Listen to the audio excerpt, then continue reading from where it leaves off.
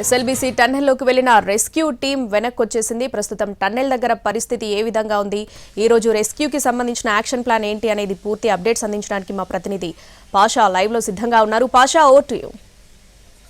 OSS ఫర్టిలిటీలో ఇక్కడ ప్రతి అడుగులో ఎక్స్పీరియన్స్ డాక్టర్స్ ఉంటారు. In the good hands of science. Mummy daddy అవ్వాలంటే ఓఎస్ఎస్ కి కాల్ చేయండి.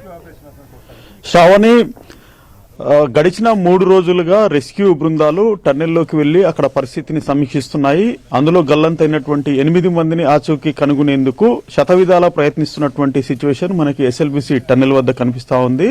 ఇప్పటికీ 70 గంటలు గడిచిపోయాయి. వాళ్ళు లోపడున్నటువంటి సిచ్యువేషన్ ని ఎప్పటికప్పుడు అధికారులు అంచనా వేస్తున్నారు. అందుకు సంబంధించి కార్యాచరణ రూపొందించి ముందుకు పోతున్నటువంటి పరిస్థితి. అయితే రాత్రి 11 గంటల ప్రాంతంలో లోపలికి వెళ్లినటువంటి రెస్క్యూ బృందం ఒకటి బయటికి వచ్చిన తర్వాత వారితోటి సమీక్షా సమావేశం నిర్వహించారు.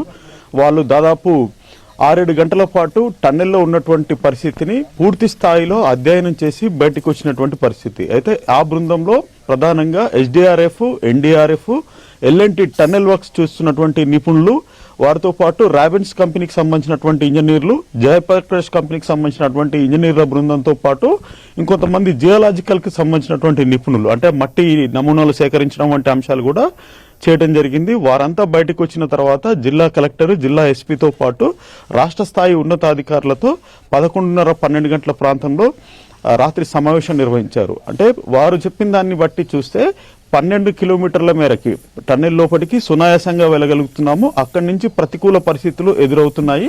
నీరు అడ్డుగా ఉంది, బురద అడ్డుగా ఉంది. సో ముందుకి వెళ్లాలంటే లోకో ట్రైన్ ముందుకు సాగడం లేదు. ఆ ట్రాక్ మీదకి మొత్తం కూడా బురద వచ్చినటువంటి పరిస్థితి నెలకొని ఉందని చెప్పేసి వారు చెప్తున్నారు. దాంతో పాటు అక్కడి నుంచి నడుచుకుంటూ మరొక కిలోమీటర్ వరకు వెళ్ళగలిగాము. కిలోమీటర్న్నర ప్రాంతంలో మిషన్, బోరింగ్ మిషన్ కి అడ్డుగా ఉంది. దీన్ని టీఎంబీ మిషన్ అంటారు, టన్నెల్ బోరింగ్ మిషన్ అంటారు. ఈ టన్నెల్ బోరింగ్ మిషన్ ప్రమాదం జరిగిన సమయంలో మట్టి కుప్పలు కూలిపోవడంతో అది పూర్తిగా దెబ్బతిన్నది. అది టన్నెల్లో అడ్డుగా పడి ఉంది. 13 కిలోమీటర్ల 460 మీటర్ల ప్రాంతంలో అది అడ్డుగా పడి ఉంది. ఆ ప్రాంతాన్ని దాటి మేము ముందుకు పోలేకపోతున్నాము. దాంతోపాటు ఆ మిషన్ ని కదిలిస్తే లేదా ఆ మిషన్ ని తొలగించాలని ప్రయత్నిస్తే మరోమారు మట్టి కానివ్వండి, అక్కడ ఉన్నటువంటి పైన ఉన్నటువంటి కప్ అంతా కూడా కూలిపోయే ప్రమాదం ఉందని చెప్పేసి ఇంజనీర్లు హెచ్చరిస్తున్నటువంటి క్రమంలో ఇక రెస్క్యూ బృందాలు మరో అడుగు ముందుకేసి లోనికి వెళ్లలేనటువంటి సిచ్యువేషన్ నెలకొందని చెప్పేసి వారు ప్రధానంగా అధికారులకు వివరించారు. అయితే అక్కడి నుంచి ఏం చేయాలి, ఒకవేళ టన్నెల్ బోరింగ్ మిషన్ తొలగించి ముందుకు సాగాలంటే మరోమారు కప్పు కూలితే ఇక అసలు పనులన్నిటికీ కూడా బ్రేక్ పడే అవకాశం ఉంది. కాబట్టి ఆ రకంగా కాకుండా ఇంకా వేరే మార్గాలు ఏమన్నా ఉన్నాయా అని చెప్పేసి అధికారులు అన్వేషిస్తున్నారు. ఇప్పటికే ఎన్డీఆర్ఎఫ్ బృందాలు పలు దఫాలుగా లోపలికి వెళ్లి లోపడున్నటువంటి పరిస్థితిని అంచనా వేస్తున్నటువంటి పరిస్థితి.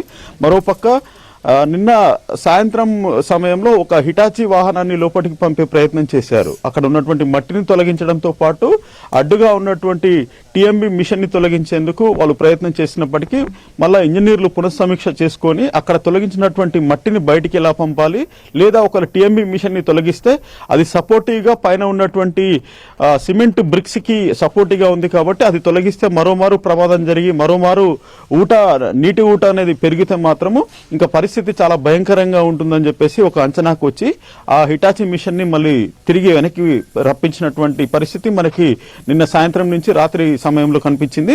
రాత్రి ఎస్డీఆర్ఎఫ్ బృందాలు, ఎన్డీఆర్ఎఫ్ బృందాలతో మనం ప్రత్యేకంగా మాట్లాడిన క్రమంలో దాంతోపాటు అధికారులకు వాళ్ళు సమాచారం ఇచ్చినటువంటి వాళ్ళు అక్కడ ఉన్నటువంటి పరిస్థితిని వివరిస్తున్నటువంటి క్రమంలో ఇక అక్కడ సాహసం చేసి ముందుకు వెళ్ళలేకపోతున్నాము.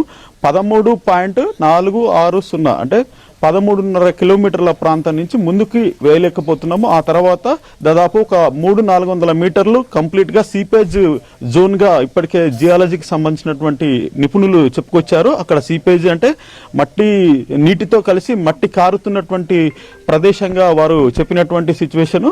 సో అక్కడి నుంచి ముందుకి కొనసాగలేకపోతున్నాము. అక్కడి నుంచి ముందుకు కొనసాగాలంటే ఇబ్బందికరమైన పరిస్థితులు ఉన్నాయని చెప్పేసి వారు చెప్తున్నారు. సో ఇక ఈ రోజు రెస్క్యూ బృందాలు ఏ రకమైనటువంటి చర్యలు తీసుకుంటాయి, ఉన్నతాధికారుల నుంచి వారికి ఏ రకమైనటువంటి గైడ్ లైన్స్ ఉందో చూడాల్సి ఉంది. Right Pasha, thanks for the updates.